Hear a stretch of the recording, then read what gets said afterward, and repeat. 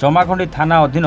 यज्ञशाला ग्राम निकट में दुई गोष्ठी मध्य गोष्ठी कंदल देखा सिंदूरपल्ली और यज्ञशाला ग्रामर ग्रामवासी मैंने मुहांमुही होती ग्राम में कियाफुल तोड़ा और रक्षणाबेक्षण को केन्द्र कर आज सकाଳେ दुई गोष्ठी मध्य झगड़ा होती एथिरे 9 जन आहत होती। घटनार खबर पाई चमाखंडी थाना पुलिस घटनास्थल में पहुंची तदंत आरंभ करिछि। एने सिंदूरापल्ली ग्रामवासी मैंने चमाखंडी थाना लिखित अभियोग करछन्ति। चमाखंडी थाना पुलिस पक्षरु केस नंबर 209/2025 एक मामला रुजु करा जायथिबा पुलिस पक्षरु सूचना मिली। अभियोग को भित्ति करी चमाखंडी थाना पुलिस तदंत आरंभ करिछि।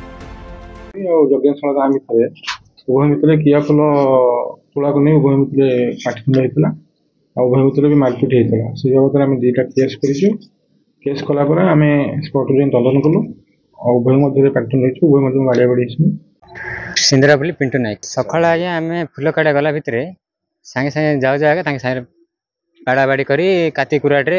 आम आक्रमण कले फुल आम जगह बोली आम जाइलु फुल काटापी कहले आम तो दखल करछु तुम कहीं आस बोली आक्रमण कर आज्ञा आगुरी आम जगह डिस्प्यूट थिला आम से सहित बसिक आम कथबार्ता होइतिलु से कथा देइथिले तथापि से कथार आम किसी आंसर मिललानी तेणुक आम 5-7 वर्ष तले जाइथिलु से किसी कहलेनी तापर आम जो 4 मास पूर्व जनइथिलु 4 मास पर से किसी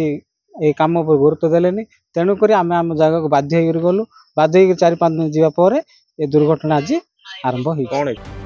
गंजामरू जगन्नाथ साहू रिपोर्ट वन ओडिशा।